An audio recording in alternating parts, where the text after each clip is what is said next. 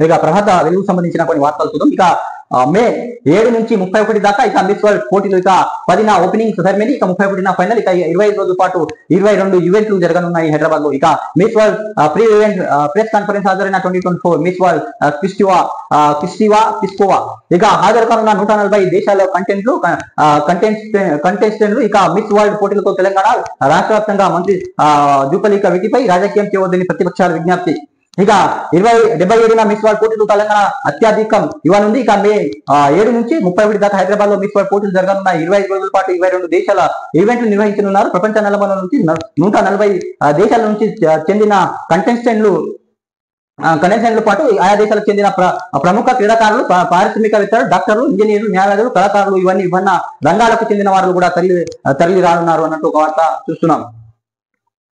తర్వాత ఇక betting apps దందాలో సినీ స్టార్లు ఇక ప్రమోట్ చేసిన 25 మందిపై కేసు నమోదు చేశారు మియాపూర్ ఠాణాలో. ఇక నిందితులో విజయ్ దేవరకొండ, రానా, ప్రకాష్ రాజ్. తర్వాత ఇక మియాపూర్ పోలీస్ స్టేషన్ లో ఎఫ్ఐఆర్. ఇక పంజగుట్ట కేసులో నిందితులు ఉన్న 11 మంది పైన కేసు. ఇక లీగల్ సంస్థలే ప్రమోట్ చేశాం. రానా, విజయ్ ఇక తప్పని తెలిసిన ఆపేశాను. ప్రకాష్ రాజ్ కూడా వ్యాఖ్యానించడం జరిగింది. ఇక వీళ్లపైనే కేసులు. ఇక దుగ్గపాటి రానా, విజయ్ దేవరకొండ, మంచు విజయలక్ష్మి, ప్రకాష్ రాజ్, ప్రణీత, నిధి అగర్వాల్, శ్రీముఖి, వర్షిణి, సందర్రాజన్, అనన్య, నాగళ్ల శ్రీ హనుమంతుడు, వసంతి కృష్ణారాయణ, శోభాపెట్టి, అమృత్ చౌదరి, నాయన్ పావని, నేహా పఠాన్, పండు పద్మావతి, ఇమ్రాన్ ఖాన్, విష్ణుప్రియ, హర్ష సాయి, బయ్యాసన్ని, ఇక శ్యామల, టెస్టి తేజ, రితు చౌదరి, బండారు శేషాయాని, సుప్రీత అంటే ఎంత మంది పైన కేసులు నమోదు చేయడం జరిగింది. ఇక బెట్టింగ్ యాప్స్ వ్యవహారంలో కీలక పరిమాణం చోటు చేసుకుంది. ఈ యాప్స్ ప్రమోషన్ చేసిన పలువురు సినీ స్టార్ పేరు కూడా ఉన్నట్లు తెలిసింది. ఇక వాళ్లపై సైబరాబాద్ కమిషనరేట్ లో మియాపూర్ పోలీస్ స్టేషన్ లో కేసులు కూడా నమోదనేది జరిగింది. తర్వాత ఇక నిందితులు ప్రముఖులు సినీ నటుడు విజయ్ దేవరకొండ, ఇక రానా, దుగ్గపాటి, ప్రకాష్ రాజ్ ఎదురున్నారు. మొత్తం 25 మందిపై పోలీసులు కేసులు పెట్టారు. వీరిలో సినీ సెలబ్రిటీతో పాటు యూట్యూబర్లు, సోషల్ మీడియా ఇన్ఫ్లుయెన్సర్లు కూడా ఉన్నారు అన్నట్టు ఒక వార్త చూస్తున్నాం.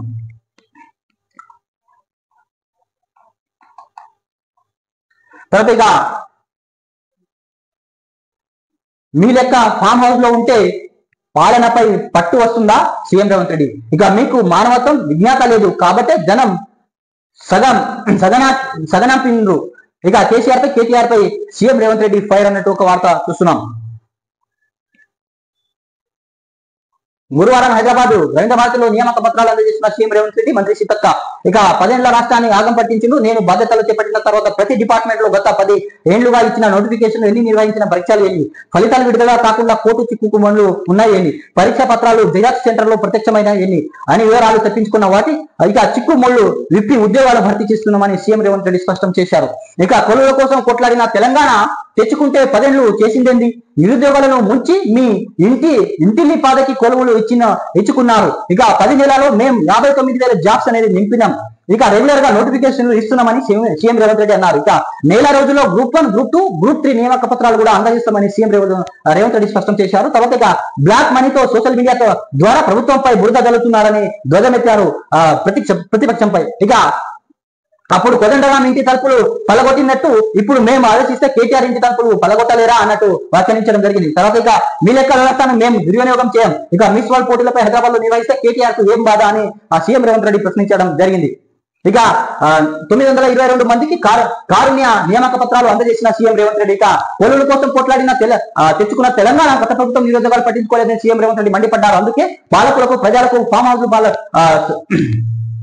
సాగనంపి నా ప్రజా ప్రభుత్వాన్ని తెచ్చుకున్నారని తెలిపారు. పాలనపై పట్టు లేదని తన బీఆర్ఎస్ నేతలు విమర్శిస్తున్నారని, వాళ్ళు లెక్క ఫామ్ హౌస్ లో ఉంటేనే పాలనపై పట్టు వచ్చినట్ట ఆయన ప్రశ్నించారు. ఇక మీ లెక్క ప్రజలకు సొమ్మును పంచుకుంటే పట్టు వచ్చినట్ట, సెక్రటరియట్ రాకుండా ఫామ్ హౌస్ లో పండుకుంటే పట్టు వచ్చినట్టు కానీ కేటీఆర్ పై ఫైర్ అయ్యారు సీఎం రేవంత్ రెడ్డి. ఇక రోజుకు 15 గంటలకు ప్రజలు అందుబాటులో ఉండి పని చేస్తున్నారని సీఎం రేవంత్ రెడ్డి అన్నారు. ఏమి తెలియకుంటేనే మేము అంతవరకు వచ్చినట్టుకుంటున్నారా, మీ లెక్క గడిలో పెరుకుపోవచ్చు. నల్లమలలో అడవిలో పెరిగిన మనుషులు లెంటలో, మానవ మృగాలు ఎంటలో చూసి మాకు మానవత్వం ఉంది, ఇక మీకు లేదు.